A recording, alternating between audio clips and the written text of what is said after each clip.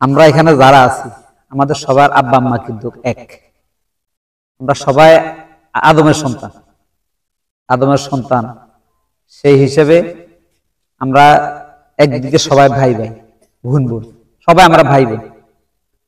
এই জন্য এই ক্ষেত্রে কাউকে ক্রিটিসাইজ করা, কাউকে তুচ্ছতাচ্ছিল্য করা, কাউকে হেয় প্রতিপন্ন করা, এটা ইসলাম অত্যন্ত মারাত্মকভাবে এটাকে নিষিদ্ধ করেছে। বিশ্বনবী রাসূল করিম সাল্লাল্লাহু আলাইহি ওয়াসাল্লাম বলেছেন, যদি কোনো দেশে অধিকাংশ জনগণ মুসলমান হয় আর সেই মুসলমানের দেশে যারা অন্যান্য ধর্মের সংখ্যা কম,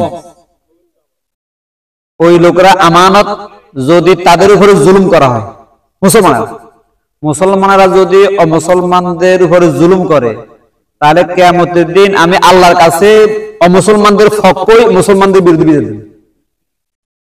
সুতরাং কোন মুসলমান, কোন আলেম, কোন ইসলামী দলের লোক, কোন অমুসলিম, হিন্দু, বৌদ্ধ, খ্রিস্টান যেই স্তরের হোক না কেন, তাদের উপরে যদি সে জুলুম করে, ও প্রকৃত মুসলমান না, মুসলমানের কাজ না। এই জন্য আপনারা এই বাংলাদেশে জন্মগ্রহণ করছি, আপনাদের দেশ এই বাংলাদেশ, আমাদের জন্ম এই বাংলাদেশে। সুতরাং এখানে আমরা বা আমার অধিকার যতটুকু এই জমিনে আপনার এক জাররা পরিমাণও কম নয়, সবার অধিকার সমান। সুতরাং কেউ যদি অধিকার থেকে কাউকে বঞ্চিত করতে চায়, তার অধিকার যদি ছোট করতে চায়, ও কিন্তু জালেম, এ দেশের দুশ্মন, সকল মানুষের দুশ্মন। সুতরাং জুলুম করা এমনিতেই অপরাধ, তার উপরে যারা দুর্বল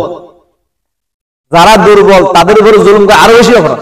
কারণ হচ্ছে তারা আশ্রয় দেওয়ার মতো লোকের এমনিতে অভাব, তার উপরে জুলুম যদি করে, এটা আর বেশি অপরাধ। সুতরাং আমরা আপনাদের সাথে আজকে আসছি, আমরা জামাত ইসলামী যারা করি, আমরা তুলনামূলক সংখ্যা কম, আপনারা জানেন। যদি আলহামদুলিল্লাহ আমরা যদি অন্যান্য দলের মতো দিয়ে হইতাম, যদি আমাদের সামনে দিয়ে কোন মুসলমানের উপরে বা কারো কোন দুর্বল ব্যক্তির উপরে যদি কোনো জুলুম, কারো বাবার ক্ষমতা নাই, তারপরে ইনশাআল্লাহ আমরা সংখ্যা কম হলেও, আপনি দেখেন এখানে এই যে মাস্টার ডিগ্রি, আমার একই অবস্থায়, উনিও মাস্টার ডিগ্রি, এই যে ও মাস্টার ডিগ্রি, আলহামদুলিল্লাহ আমরা উচ্চশিক্ষিত বা সমাজের গণ্যমান্য শ্রেণীর মধ্যে আমরা অবশ্যই আছি। ইনশাআল্লাহ আমরা যদি কোথাও যদি দাঁড়াই, আমরা হাত তুলে অন্তত একেবারে আমাদেরকে একদিকে সারাই যে আমাদেরকে আক্রমণ করিয়ে লাগবে, এটা অসম্ভব। আমরা দীর্ঘদিন যদি আপনারা জানেন যে আমাদেরকে যুদ্ধাপরাধী, এই সেই দুনিয়ার সকল অপরাধ, কারণ আমাদেরকে মারে, আমাদের উপরে জুলুম করে, আমরা কথা বলার কোনো অধিকার কোথাও ছিল না। হয়তো আমরা বলবেন যে আপনাদের জুলুম করেছে, টাকা দিয়েছে, আমরা কিছু বলতে পারেন না, আমরাও এরকম আছি। সত্য কথা হচ্ছে আমরা বাইরে যেরকম যে আমরাও সংখ্যালঘুর মতোই ছিলাম, আমাদেরকে কোনো অধিকার দেওয়া হতো না। তো সুতরাং আলহামদুলিল্লাহ 5 আগস্টের পরে একটা পরিবর্তন হয়েছে। এই পরিবর্তনের কারণে দেশের মধ্যে একটা সুন্দর পরিবেশ হচ্ছে। হয়তো একটা বিপ্লবের পরে সময় লাগে, অভ্যুত্থান, পাল্টা অভ্যুত্থান, ষড়যন্ত্র, পাল্টা ষড়যন্ত্র, সবকিছু একটা পরিস্থিতি ইনশাআল্লাহ আসবে। তো আসলে দেশের মধ্যে অশান্তি কোনো ভালো মানুষ করে না। আমরা সবাই শান্তি চাই, আর অশান্তি মনে করেন ওই যে আমরা নিজেরাই বলছেন যে সাপ হই দংশন করে, আবার ওজা হই যারা, অর্থাৎ যারা অন্যায় করে, আমরা বাস্তব সাক্ষী। আমি ওই সময় কোম্পানিগঞ্জ ছিলাম, হিন্দু ভাই বোনদের বাড়ি যায়, হওয়ারা দেওয়ার নামে যায়, ডাকাতি করে, তাদের জিনিসপত্র লুটপাট করে, তাদের বাড়ির আগুন লাগায়, আবার নিজেরা হওয়ারা দাবি করে। তো আলহামদুলিল্লাহ আমরা এগুলি করি না, করবো না, করার সম্ভাবনাও নাই। আর আমরা যদি কোনদিন এরকম যদি করি, আর আমরা মানুষ থাকতাম, আমরা মানুষ থেকে পিছিয়ে চলে যাবো। তো ইনশাআল্লাহ এগুলো হওয়ার সম্ভাবনা নাই। আপনারা এলাকায় আছেন, থাকবেন।